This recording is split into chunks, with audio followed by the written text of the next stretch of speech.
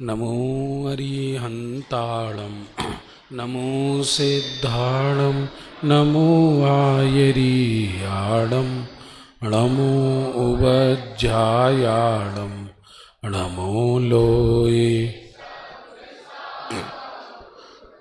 मंगलं भगवान् वीरो मंगलं गौतमो गणी मंगलं कुन्दकुन्दाद्यो जैन धर्मोस्तु मंगलम।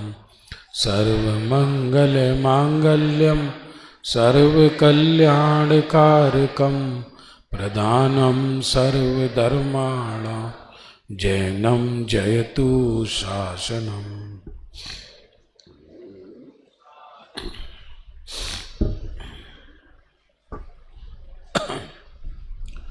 यूथ कन्वेंशन में आज का द्वितीय दिन, क्योंकि युवाओं का शिविर है, हम कोई गहरी चर्चा तो कर नहीं रहे,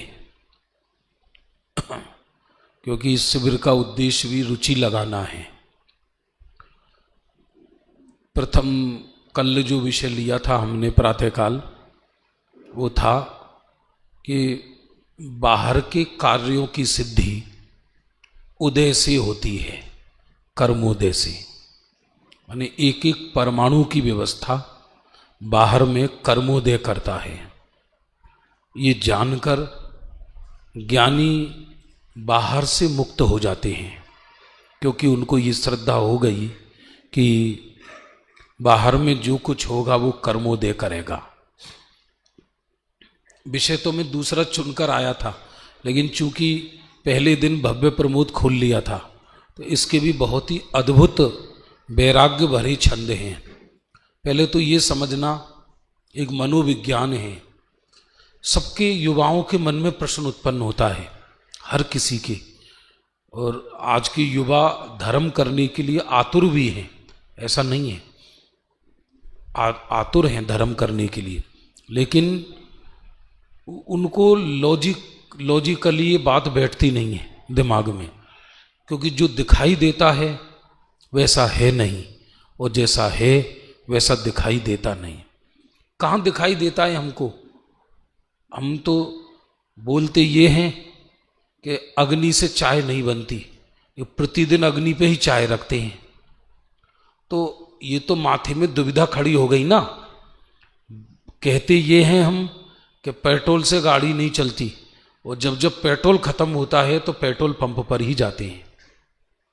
कहते हम ये हैं कि आत्मा अपनी ज्ञान चेतना से जीता है, लेकिन जब जब भूख लगती है तब भोजनालय में ही जाते हैं। तो ये सब लॉजिक पढ़े लिखों के मन में चलती है बात। ये जो जैसा ये कह रहे हैं वैसा है तो है नहीं। लेकिन अब समस्या क्या है कि दिखाई तो निमित्त ही देता है, दिखाई उपादान दिखाई नहीं देता। जो शादी में असली कार्य करता होता है बेटी का बाप, वो नजर नहीं आता, एरा गहरा नजर आते हैं भागते दौड़ते, तो उपादान तो नजर आएगा ही नहीं। इसलिए ये तत्व ज्ञान धर्म विचक्षण पुरुषों के दिमाग में बैठता है। ना ज्यादा बुद्धिमानों के ये जैन धर्म समझ में आता, ना ज्यादा मूर्खों के समझ में आता, जिसकी होनहार अच्छी हो उसके समझ में आता है। आपको समझ में आ रहा है, नहीं आ रहा है? दूसरी बात, मोक्ष जाने वालों की संख्या भी कम है। सुनने में बातें अटपटी लगेंगी, लेकिन ये परम सत्य है। काल सत्य को तीर्थंकर भी नहीं झुटला सकते, काल सत्य को तीर्थंकर भी नहीं बदल सकते। भी हुंडा सरपणी काल चल रहा है, तो अब ऐरावत 5 ऐरावत और 5 भरत क्षेत्र में मुक्ति बंद है। यहाँ पर सम्यक तो हो सकता है, तो आज भी विदेह क्षेत्र में मुक्ति जाना तमाशा है। लोग धड़ाधड़ मोक्ष जा रहे हैं, वहाँ घंटे बजते ही रहते हैं।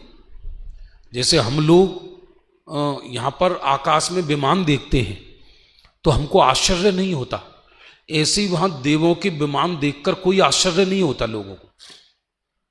वहाँ आपस में यही चर्चा चलती रहती है, अरे सेठ जी अभी तो मंदिर आए थे और भगवान शिव मंदिर के दर्शन करने गए, अभी घंटे बज रहे हैं, लगता केवल ज्ञान हो गया उनको। और अभी ये बातें हमको मन में विश्वास नहीं होती, अंदर में जबरदस्ती उसको हम बुलवा बुलवा के पक्का करवाते हैं, पर अंदर मन उसको स्वीकार नहीं करता। आप जानते हैं मन इतना बेईमान है कि आप सारी जिंदगी किसी चीज की स्वीकृति करो तो भी मन उसको बोल बोल के 1 करोड़ बार बोलो तो भी मन उसको स्वीकार नहीं करता। बोलने से स्वीकृति का कोई संबंध नहीं है। क्या कहा, इस वाक्य को दोहराओ आप, क्या बोला? कितना भी बोले धर्म, कितना भी सुने, कितना भी सुनाए, कितना भी लिखे, लेकिन आत्मा को, मन को स्वीकार हो ही जाए ये कोई जरूरी नहीं है। वो मन को स्वीकार उसी के होता है जिसकी भवितव्यता बहुत अच्छी हो। मैं सारी बातें आपको मनोविज्ञान से कर रहा हूं एकदम। और मतलब ऐसा तो आज तक हजारों बार हुआ है कि कोई बिना वक्ता बने मोक्ष चला गया हो, लेकिन ऐसा कभी नहीं हुआ कि बिना श्रोता बने मोक्ष गया हो कोई। ऐसे अनंतों जीव सिद्ध शिला पर बैठे हैं जो बिना वक्ता बने मोक्ष चले गए, लेकिन बिना श्रोता बने कोई मोक्ष नहीं गया। तो ये धर्म कोई मनोरंजन नहीं है, धर्म कोई फैशन नहीं है, धर्म सबके समझ में आ जाए ये कोई जरूरी नहीं है। क्योंकि दुनिया तो सदा, दुनिया में दुखी लोगों का ही बहुमत रहेगा। 6 महीने 8 समय में 608 जीव मोक्ष जाते हैं। तुम 1 करोड़ पुरुषार्थ करो तो 609 नहीं जाएंगे, और आप कुछ भी नहीं करो तो भी 608 जाएंगे। इसका मतलब क्या है कि वस्तु व्यवस्था तो सुनिश्चित है, हम अपने विकल्प को पूर्ति कर रहे हैं और आप अपने विकल्प को पूर्ति कर रहे हैं।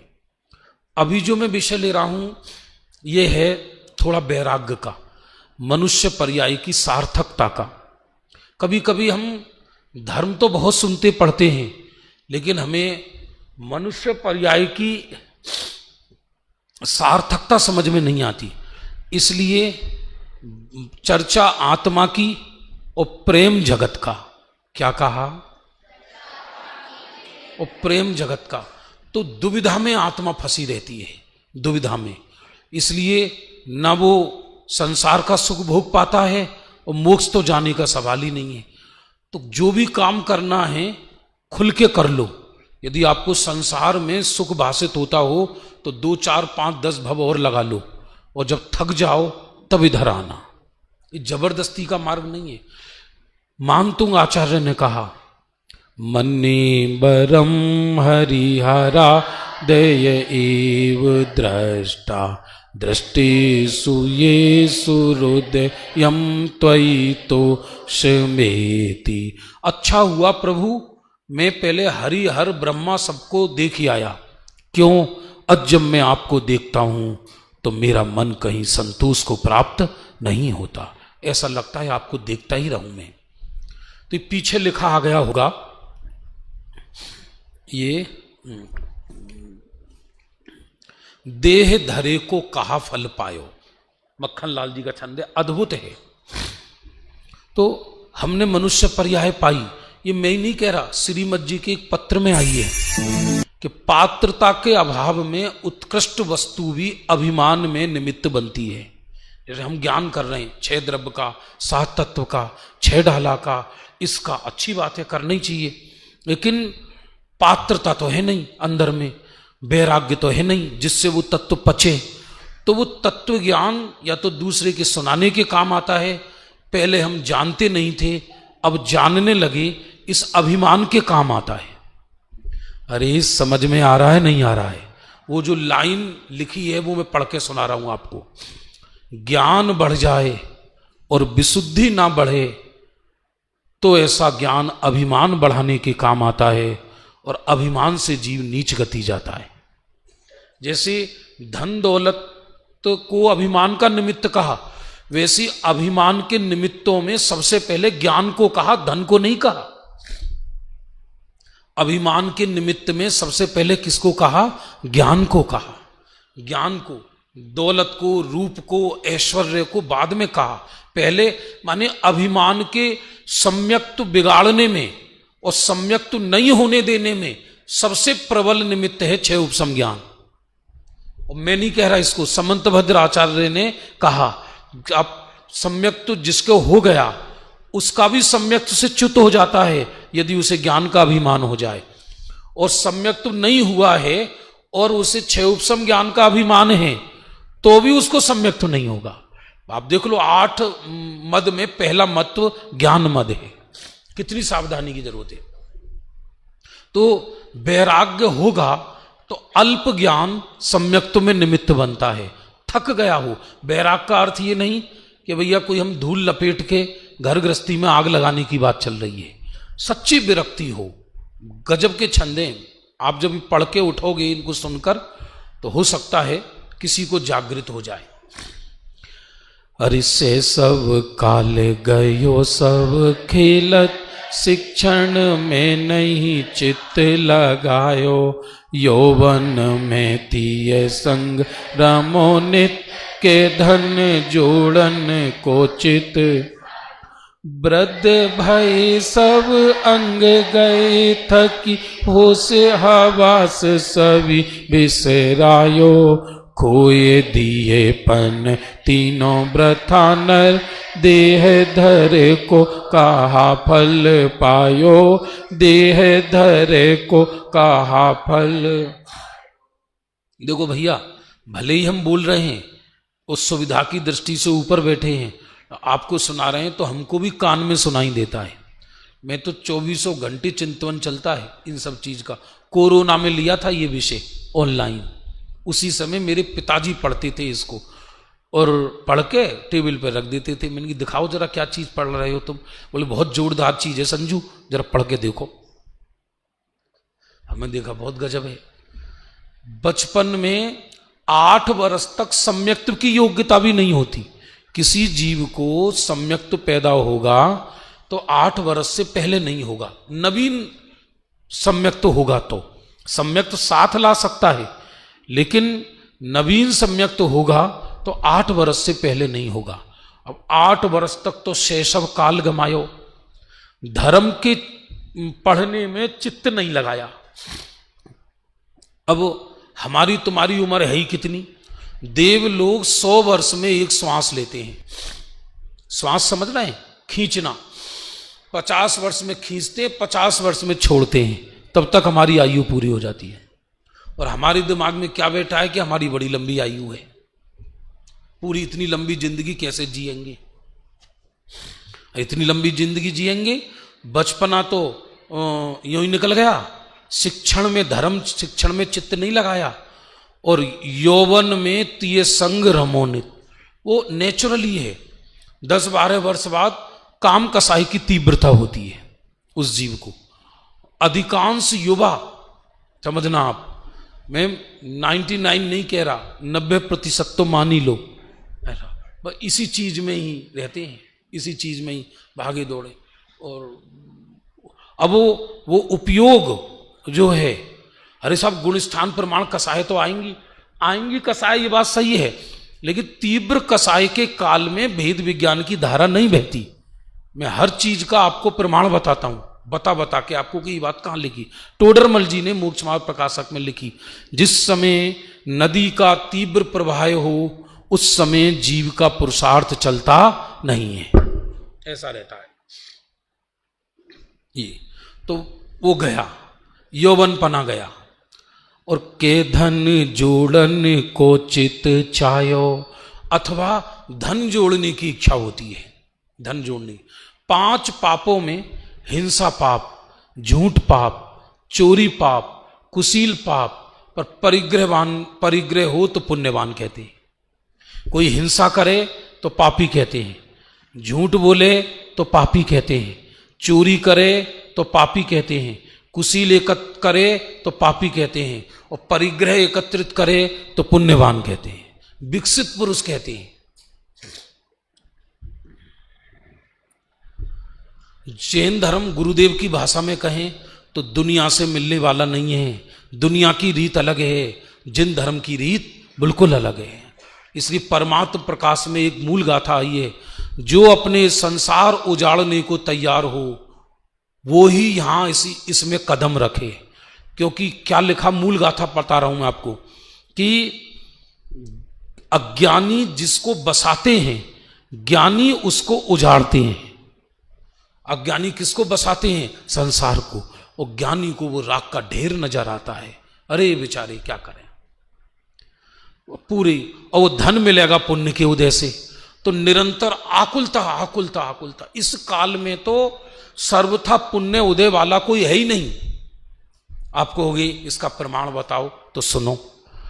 पुण्य उदय जिनके तिनके भी नाही सदा सुख साथा, यह संसार जथारथ देखो सब दीखे दुख दाता।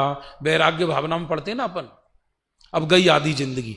आज समझ लो कोई एमडी डॉक्टर बने, डॉक्टर साहब बैठे इन्हीं से पूछ लें, डॉक्टर साहब तो धर्मी जीव है हमारे। एमडी डॉक्टर कितने वर्ष में बन जाते हैं साहब? प्रैक्टिस एक्टिस सहित कितनी उम्र में बन जाते हैं बताओ ना। आप तो एमडी हो ना? हाँ, एमएस। हाँ एमएस, तो एमडी और एमएस सर्जन हो गई और एक विशेषज्ञ हो गए उसके, तो कितने वर्ष लग जाते हैं? क्या? हाँ 30-32। मेरे कई मित्र 36-37 में बने जाकर। अब आधे बूढ़े तो हो गए। अब आधे बूढ़े हो गए। अब उनके घर वाले कह रहे कि कोई बच्ची बताओ। बच्ची बताओ? तब तुम बूढ़े हो गए तो बच्ची कहां से बताएं? अब फिर 2-4 बरस तक फिर अपने उसमें लगाएंगे। ये हर किसी की बात है, इंक्लूड मी। समझ लो आप, चाहे एमबीए हो चाहे कोई हो, आधी जिंदगी तो संघर्ष में गई उसके। 35 समझ लो।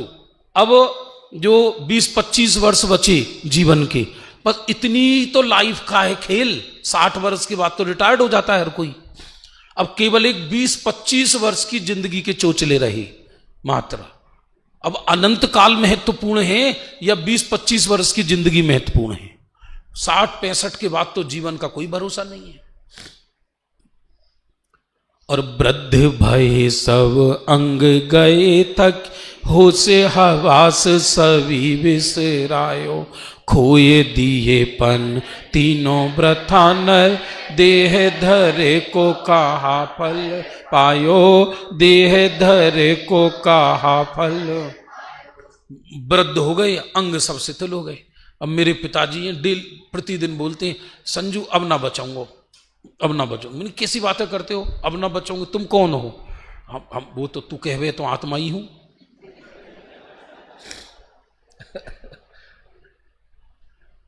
ये क्या होता है? जिस पे बीतती है वही जानता है। ये ब्रह्मचारी शीतल प्रसाद जी ने सहज सुख साधन ग्रंथ में लिखा है। हम कितने बड़े धर्मात्मा हैं, इसका निर्णय असाता के उदय में होता है। क्या बोला? हम कितने बड़े धर्मात्मा हैं, इसका निर्णय असाता के उदय में होता है। साता के उदय में मैं बोल सकता हूं, क्योंकि जब मेरा पेट भरा हो, मेरे को रोग शोक ना हो, सब अनुकूलता हो, तो हम धर्म का स्वांग कर सकते हैं।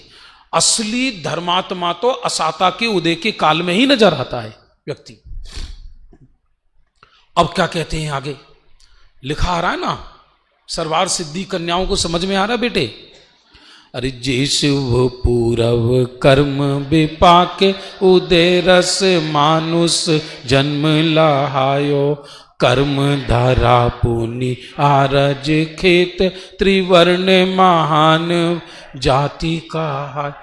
शुभ पूरव कर्म विपाक उदय, यदि शास्त्रीय भाषा में कहें तो करोड़ों जन्मों का पुण्य फटे तब जाकर कहीं मानुष पर्याय में पैदा होता है। वैसे मनुष्य सभी पर्याप्तक और संघी होते हैं, लेकिन कुछ मनुष्य जो स्त्री पुरुषों के असुचि स्थान में पैदा होते हैं वो सम्मूर्छन भी होते हैं। बस चुटकी बजी, जन्मे मरे, जन्मे मरे, जिन्हें क्षुद्र भव कहा है मनुष्यों की।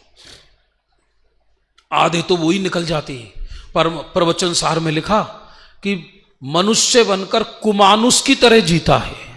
कुमानुस पेट की आग बुझाने की चिंता में ही जगता है और पेट की आग बुझाने की चिंता में ही देह छोड़ देता है। पूरी जिंदगी इसी में निकलती है। अरे जे शिव पूरव कर्म विपाक उदय रस मानुष जन्म ला। अरे कर्म धरा पुनि आरज खेत त्रिवर्ण महान वे। बहुत अत्यंत कविवर ने अत्यंत वैराग्य भाग में डूब कर लिखा है। कर्म धरा, कर्म भूमि मिलना मुश्किल है। आरज खेत, उसमें भी आर्य खंड। बताओ 2.5 द्वीप में कितनी कर्म भूमि है और कितने मलेच्छ खंड हैं। सरवार सिद्धि में बताएंगी वरिष्ठ कन्याएं। कामना जी विराजमान हैं, अच्छी धर्मी जीव हैं, मंगलायतन रही थी काफी साल। हाँ जी, इधर बताओ लड़कों में। अब तो सब स्टूडेंट बैठे यहां पर। तो 2.5 द्वीप में कितनी कर्म भूमियां हैं और कितने मलेच्छ खंड हैं, माने कितने आर्य खंड हैं और कितने मलेच्छ खंड हैं। 15। हाँ, और भोग भूमि 30। अब कर्म भूमि में 170 आर्य खंड हैं। कितने आर्य खंड हैं? और मलेच्छ खंड हैं 850। 5 की गुणा कर दो उसमें। इसका मतलब क्या हुआ कि दुनिया में मलेच्छ ही ज्यादा होंगे, क्योंकि जब एक आर्य खंड होता है तब उसके साथ 5 मलेच्छ खंड होते हैं। मैं कोई करना नियोग पढ़ा के विषय को बोझिल नहीं करना चाह रहा, लेकिन अभी विषय यही चल रहा है। अब वो जो मलेच्छ खंड के जीव वो पार करके आ गए, हम भोग भूमियां पार करके आ गए, क्योंकि भोग भूमि में संयम की योग्यता नहीं है। देव तरसते हैं मनुष्य पर्याय के लिए और जैन कुल के लिए। आप जानते हो, मुझे एक भूदर दास जी का छंद याद आ रहा है अभी अभी। स्वर्ग में एक देव ने अवधि ज्ञान लगाया कि मैं देह छोड़ के कहां जाऊंगा। तो उसने अवधि ज्ञान लगाया, ओ ओ हो ओ हो हो, क्या कर रहे हो भैया, ओ हो। क्योंकि देव मर के देव नहीं बनते, देव मर के नारकी नहीं बनते, नारकी मरकर नारकी नहीं बनते, नारकी मरकर देव नहीं बनते। 4 सिद्धांत तो अटूट हैं। फिर से फरी थी अगेन, देव मरकर देव नहीं बनते, देव मरकर नारकी नहीं बनते, नारकी मरकर नारकी नहीं बनते, नारकी मरकर देव नहीं बनते। ये 4 सिद्धांत तो जिनागम के अटूट है पर्यायों में। अब देवों के लिए 2 ही दशा रही, या तो वो त्रियंच बनते हैं या वो मनुष्य बनते हैं। तो उन्होंने अवधि ज्ञान लगाया। एक व्यंतर ने कहाँ जाना चाहिए, कहाँ जाना चाहिए, उनके हाथ में क्या, 6 महीने के अंत में आयु बंद होती है। तो मिथ्या दृष्टि देव कहते, ओ माता का गर्भ इतना गला सड़ा गंदा आड़। फिर तोता देखा, कौआ देखा, ओहो ये सुंदर है। तो उनको ऐसी आयु का बंद हो जाता है, जो निम्न जाति के देव होते हैं कि वो त्रियंच गतियों में पैदा हो जाते, 1 इंद्रिय तक बन जाते हैं। लेकिन जो सम्यक दृष्टि देव होते हैं वो क्या विचार करते हैं, भूदर दास जी ने अपनी भाषा में लिखा, सुनो जरा। स्वर्गादिक में पछतावत है नर देह करे तो, नर देह मिले तो करे तप को। अब भूल गए मद फूल गए अनुकूल भय इतरावत हैं। स्वर्ग में इसने प्रॉमिस किया था मुझे नर देह मिलेगा तो मैं तप करके कर्म काट के मोक्ष जाऊंगा, लेकिन भूल जाता है जीव। अरे यही नहीं पता रहती कि हम गर्भ में 9 महीने रहे थे, ये याद नहीं रहता। इसलिए विस्मरण जो वर्तमान काल में विस्मरण है, ये अज्ञानी के लिए तो वरदान है। क्यों? क्योंकि ये जो पर्याय मिली उसी में लीन हो जाता है। और कदाचित किसी ज्ञानी को या होनहार जिसकी अच्छी हो, सम्यक्त्व के सन्मुख जीव हो, उसे पूर्व का याद आता है तो जाति स्मरण के निमित्त पूर्वक उसे सम्यक्त्व हो जाता है। चलो फिर से पढ़ो। अरे जे शुभ पूरव कर्म विपाक उदय रस मानुष जन्म लायो। कर्म धरा पुनियार खेत त्रिवर्ण महान वे। कर्म धरा मिली और आर्यखंड मिला, और त्रिवर्ण को उच्च गोत्र का है जैन शासन में, ब्राह्मण क्षत्रिय वैश्य। विदेह क्षेत्र में चारों वर्ण ही जैन होते हैं, विदेह क्षेत्र में अन्य मत नहीं होता। तो क्योंकि ब्राह्मण भी मोक्ष जा सकता है, वैश्य भी मोक्ष जा सकता है, और क्षत्रिय भी मोक्ष जा सकता है।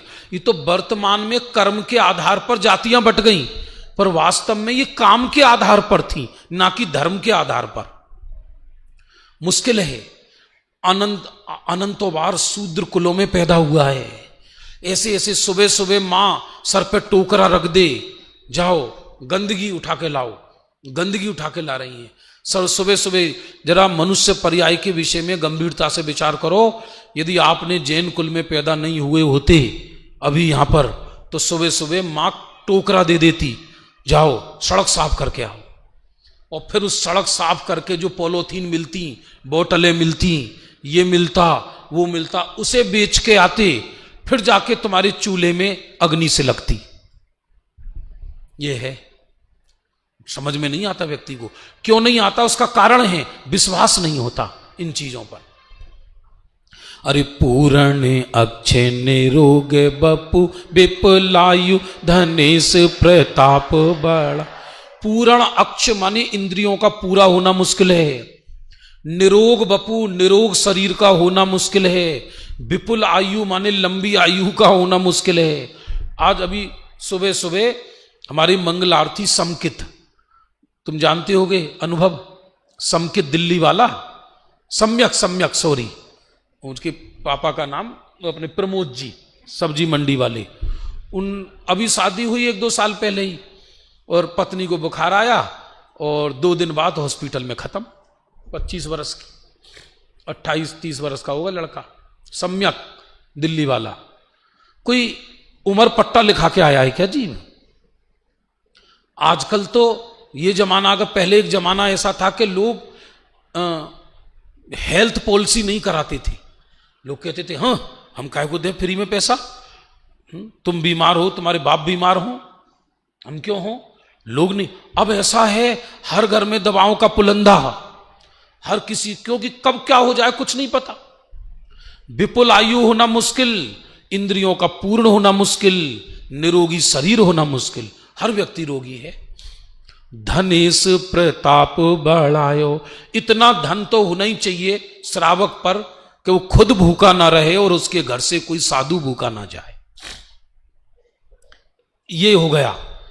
और लेकिन इतना सब होने पर भी, अब आगे सुनो मूल बात, अरे स्वानुभवामृत पाने की ये बिन देह धरे को कहा फल। बोलिए स्वानुभवामृत।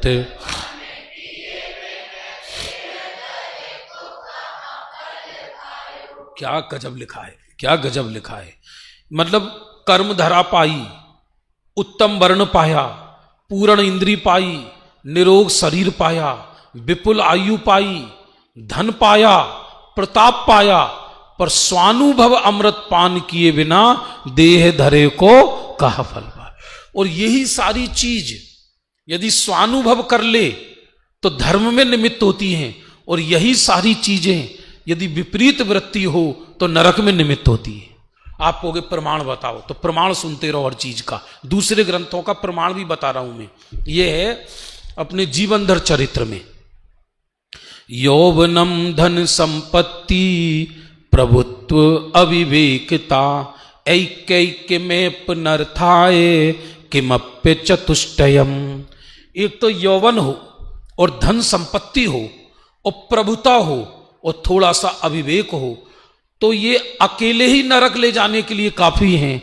जिन पर चारों हों उनका नरक क्यों ना हो, ऐसा लिखा है।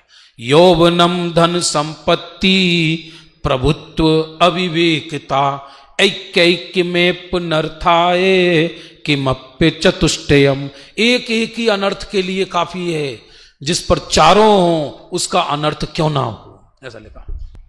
वही बात इसमें का, स्वानुभव किया तो सब सार्थक है, और स्वानुभव नहीं किया तो कुछ सार्थक नहीं है। स्वानुभवामृत पान किए बिन देह धरे को कहा। बोलिए स्वानुभवामृत।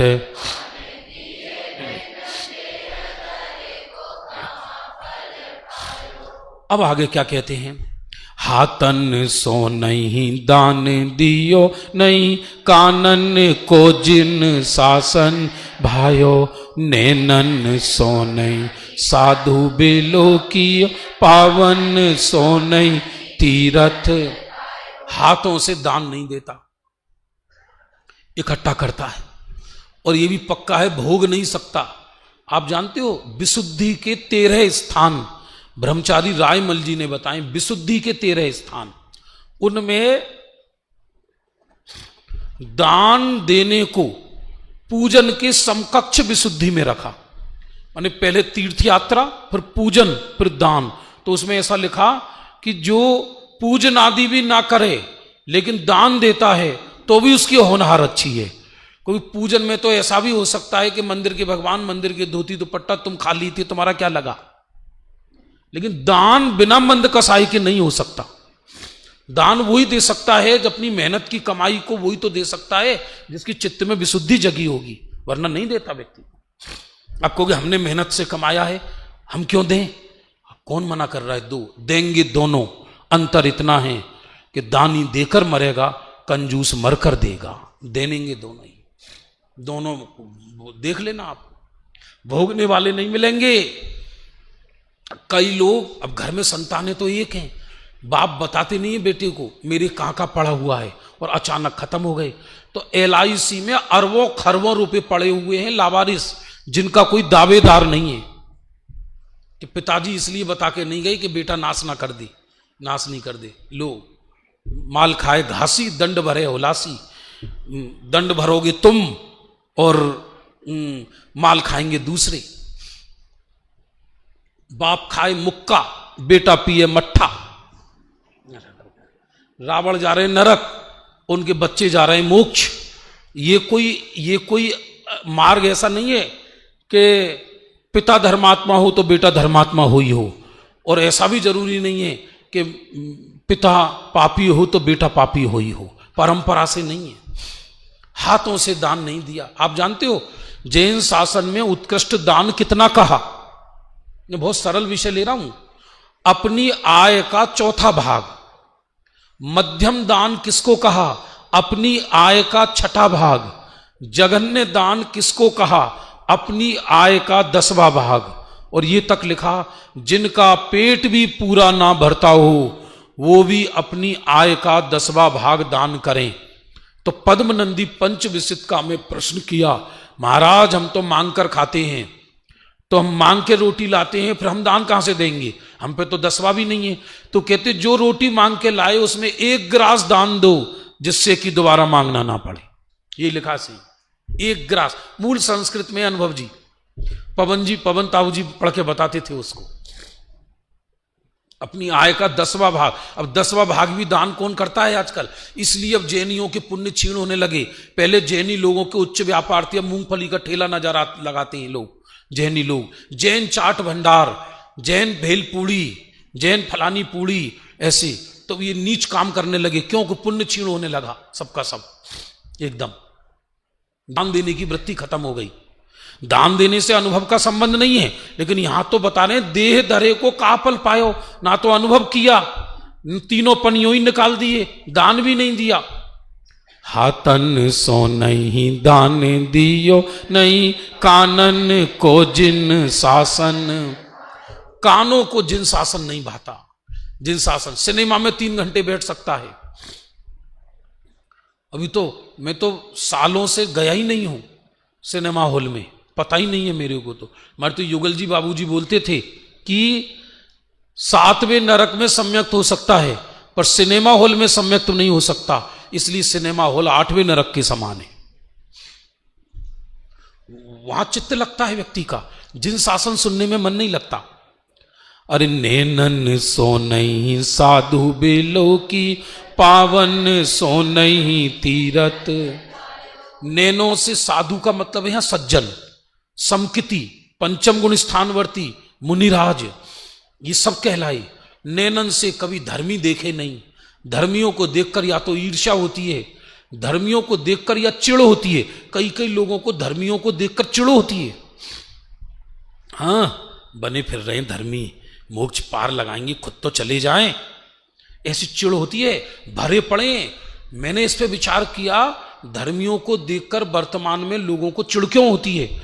तो इसका उदाहरण भगवती आराधना में दिया है कि इस काल में, वर्तमान में धर्मियों की विडंबना रूप दशा को देखकर भोले रूप, भोले जीव धर्म से च्युत होंगे, क्योंकि उनको प्रेम। भाई साहब, पूर्व जन्म में यदि तुमने किसी को कलेजे से लगाया होगा, पूर्व जन्म में किसी को देख के तुम्हें कोई प्रसन्न हुए होंगे, तो तुम्हें आज देखकर कोई प्रसन्न होगा।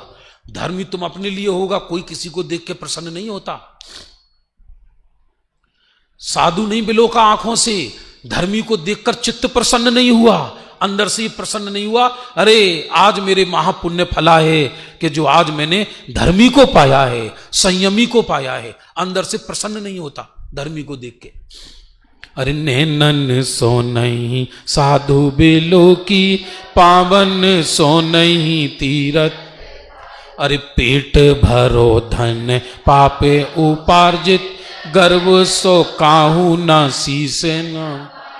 पेट केवल पाप उपार्जन के लिए भरा, उसमें अपने प्रवचन सार में आया कुमानुष कहा है उसे।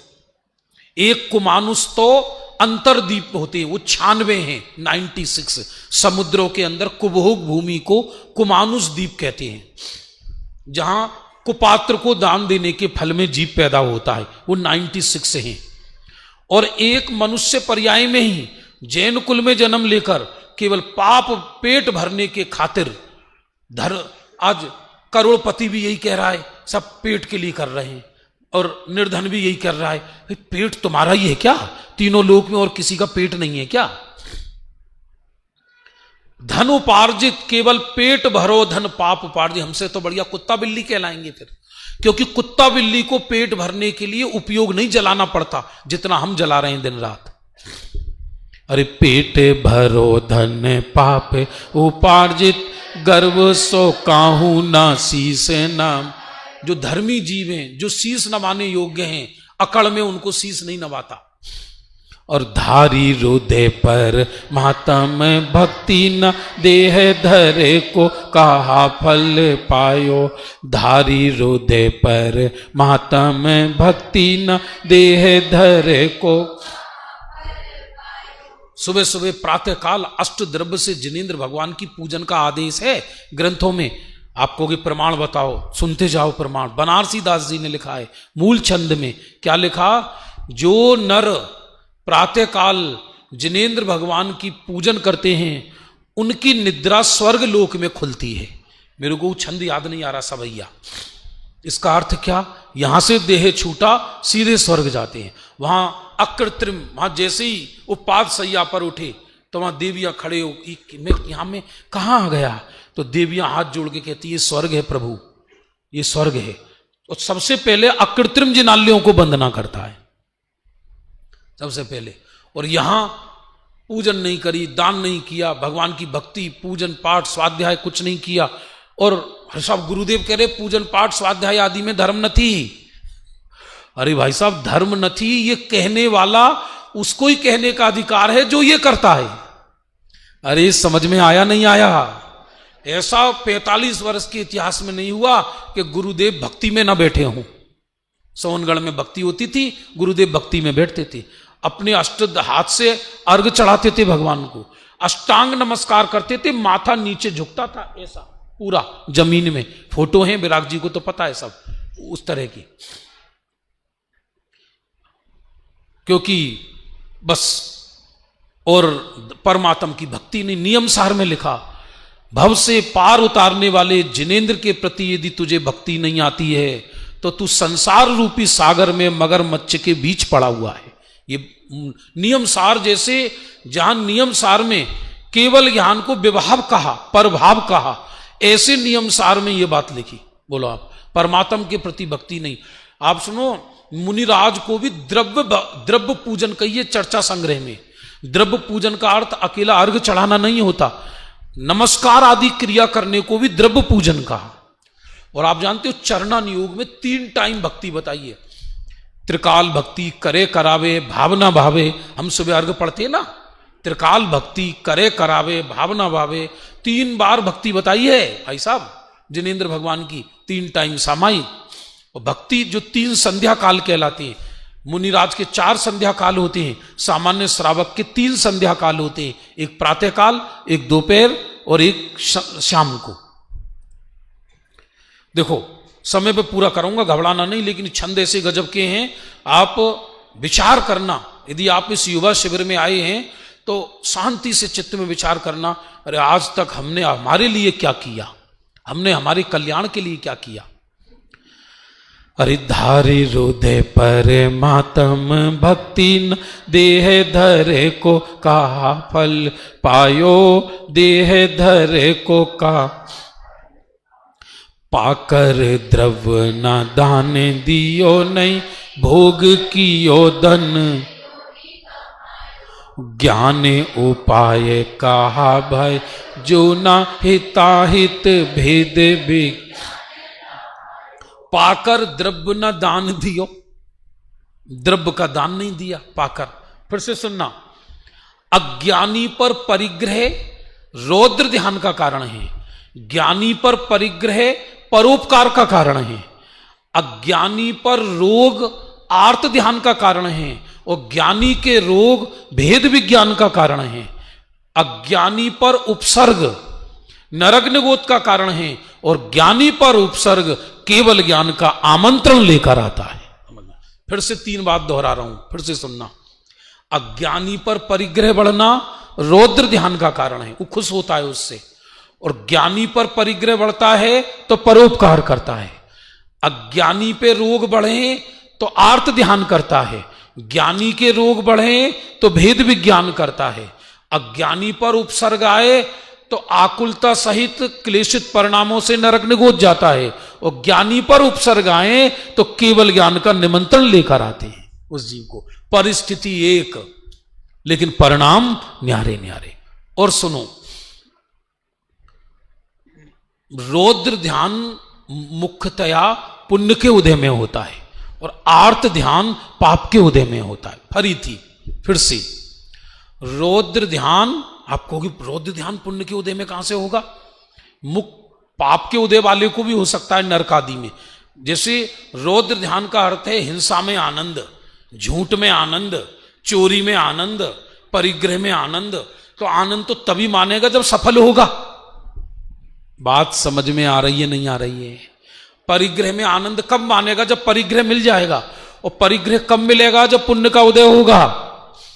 इसलिए अज्ञानी का पुण्य उदय रौद्र ध्यान में निमित्त बनता है, और ज्ञानी का पुण्य उदय परोपकार में निमित्त बनता है।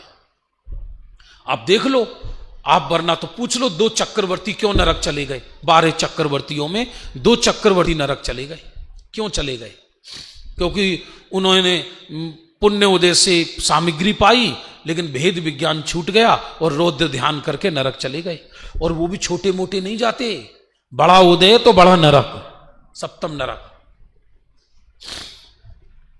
अरे पाकर द्रव्य ना दान दियो नहीं, भोग कियो धन यो ही गवायो। भोग करके यूं ही गवाया। हमारे कैलाश चंद जी ठाकुरगंज वाले खत्म हो गए अभी।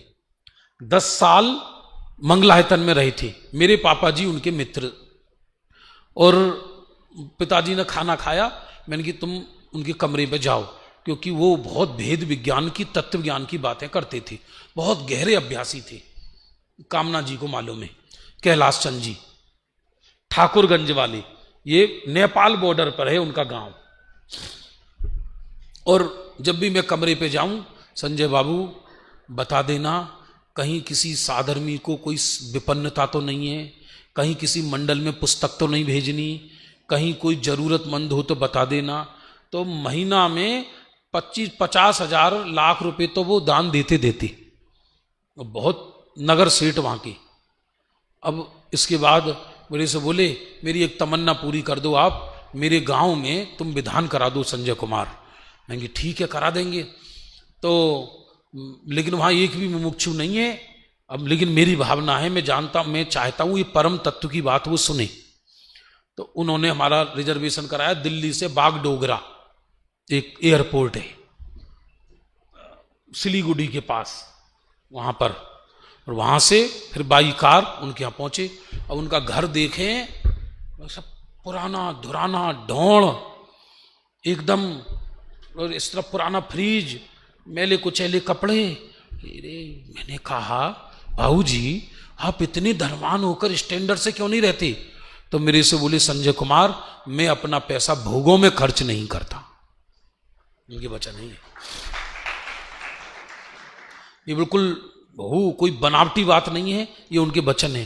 बोले मेरी इच्छा नहीं, मैंने बच्चों से कह दिया तुम्हें जैसे रहना है रहो, मेरे को भावना ही नहीं है, मैं क्या करूंगा परिग्रह लाद कर। परिग्रह तो पाप का कारण है। ये धोती मेरी 200 रुपये की काम हो जाती है, 6 महीने चलती है, इसके बाद बदलता हूं मैं भोग करूंगा तो पाप ही तो लगेगा। मैं उनके वचन सुन के, मतलब आज भी मेरे उनके वचन मेरे हृदय में बैठे हुए हैं। क्या सोचता है व्यक्ति, लाखों रुपए दान देने वाला अभावग्रस्त जिंदगी जीता है, क्योंकि उसे मालूम है कि ये भोग करने से भोगे पुण्य फल होए केंद्रीय। अलग अलग सोच है, ये तो व्यक्ति का नजरिया है अलग अलग। पूरा गांव उनको देवता जैसा मानता, उनका सर्ववास हो गया। अभी भी उनके लड़के वगैरह सब हैं, पर उनको ऐसी विशेष रुचि नहीं है। हम गए वहां गांव में, ऐसा लगा जैसे बावरे गांव में ऊंट आ गया, ऐसी पब्लिक इकट्ठी हो रही। अच्छा कौन आए हैं? कोई जिनकी कैलाश चंद जी साहब बहुत प्रशंसा कर रहे, कोई महाराज जी आए क्या? हमसे बोले तुम धोती दुपट्टा पहन के रहना 7 दिन।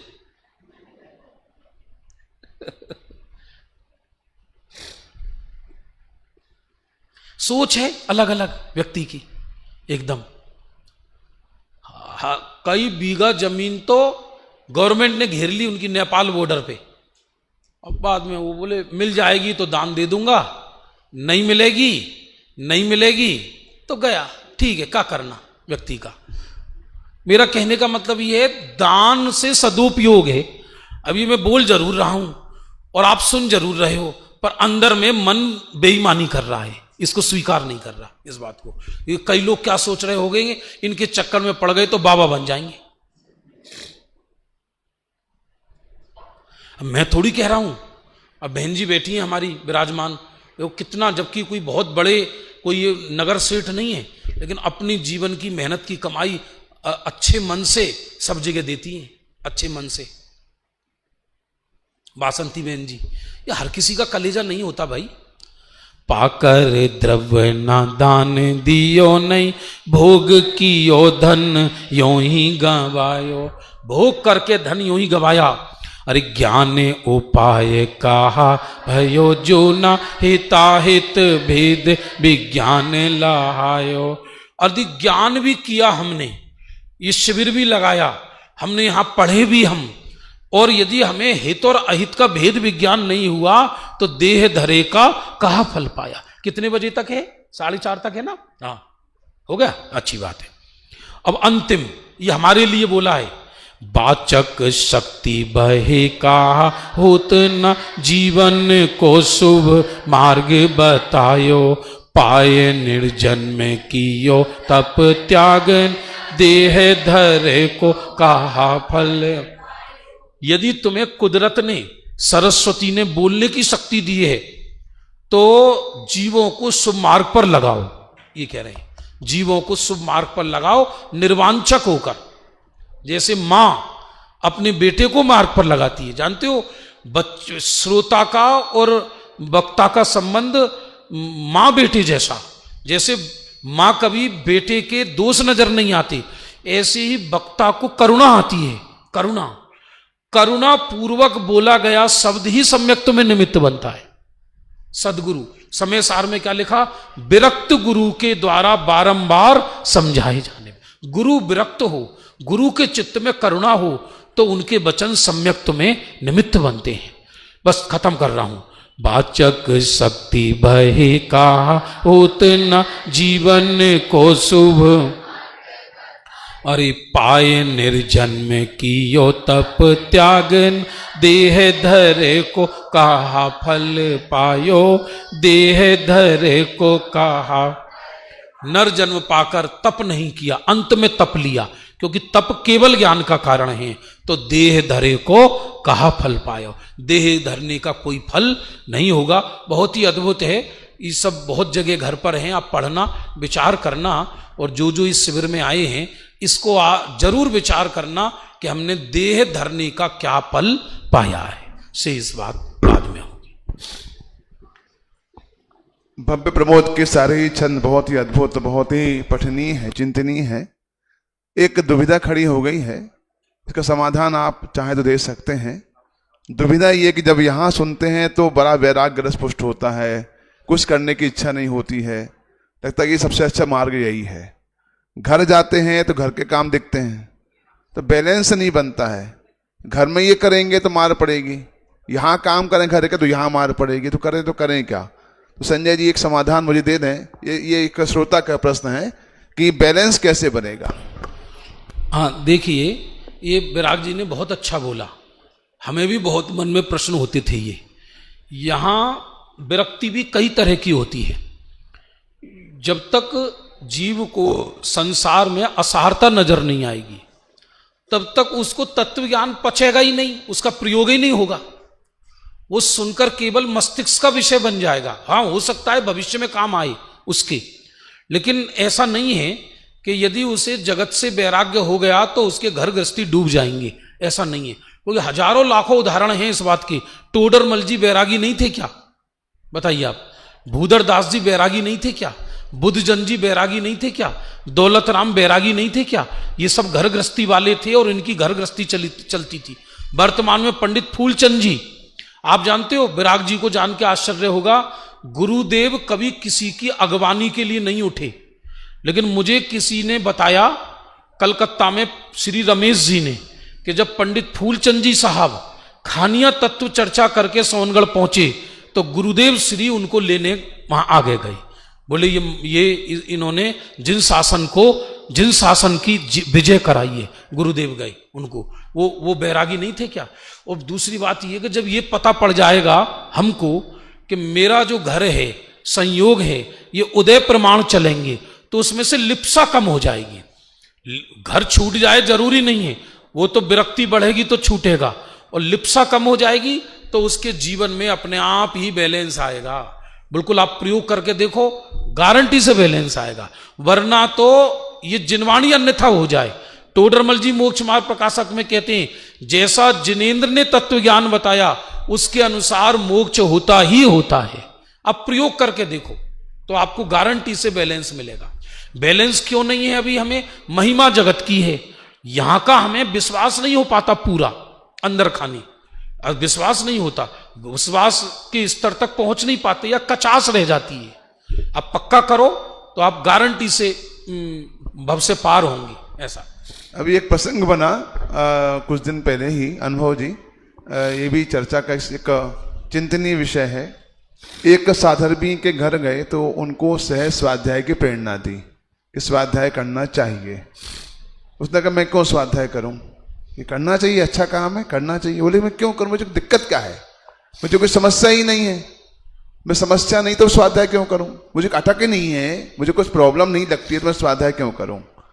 तो भैया स्वाध्याय करने से शांति, शांति है ना मेरे जीवन में, मुझे कोई समस्या ही नहीं, अशांति आपके जीवन में लगे ना, हम समझा रहे हैं मुझे। तो वो ऐसा बोला, तो बहुत आर्गुमेंट हुआ दोनों के बीच में। फिर उसने एक तर्क दिया जो हम सबको बहुत गहराई से चिंतन करने लायक है। भरत भाई, राजेश जी साहब, वो ये बोला कि हमने स्वाध्याय करने वालों को देखा है, उसमें कोई अंतर दिखता नहीं हमको। तो यदि उनमें अंतर दिखता तो हमको चेंज करते हैं अपने आप में। तो स्वाध्याय करने वाले भी हमारे जैसे ही हैं, तो स्वाध्याय क्यों करें फिर हम? इसका समाधान कैसे मिलेगा? बहुत गजब का विराग जी ने ये बहुत हिम्मत करके प्रश्न बोला है, क्योंकि उसमें सभी गर्वित होते हैं। देखो, जो इनके मन में ये प्रश्न उत्पन्न होता है कि स्वाध्याय करने वालों में परिवर्तन नहीं होता दिखाई देता, वो परिवर्तन का अर्थ नहीं समझते, एक बात। दूसरी बात यह है कि उसमें स्वाध्याय की कमी नहीं है, माने जो स्वाध्याय कर रहे हैं तो उससे परिवर्तन कम दिखाई देता है या नहीं दिखाई देता, उसमें कोई स्वाध्याय गलत है या जिनागम गलत है या सिद्धांत गलत है, ऐसा नहीं है। इसके 2-3 बिंदु हैं जो हमने पहले बहुत गहराई से इसकी चर्चा करी है विद्वानों के बीच। पहला तो यही है, वर्तमान काल में कोई भी सम्यक्त्व लेकर नहीं आता। ये मैं सदा सुखदास जी के रतनकंड श्रावकाचार्य के अनुसार उत्तर दे रहा हूं, और वो वचन पढ़ के बताऊंगा जो सदा सुखदास जी ने खुद बोले हैं। इस वर्तमान काल में सम्यक्त्व लेकर तो कोई पैदा नहीं होता, तथा जिन्होंने पूर्व जन्म में जैन धर्म पालकर पुण्यार्जन किया है, ऐसा जीव भी इस काल में पैदा नहीं होता। इसका मतलब यह हुआ कि आराधना करके जीव इस काल में पैदा नहीं होता। पूर्व में कोई विराधना की होगी तो इस काल में पैदा होते हैं, जैसे जैसे काल आएगा। तो इसका मतलब हम पूर्व के तो कोई संस्कार विशेष लाई नहीं, हर कोई गृहीत मिथ्यात्व लेकर पैदा हुआ है।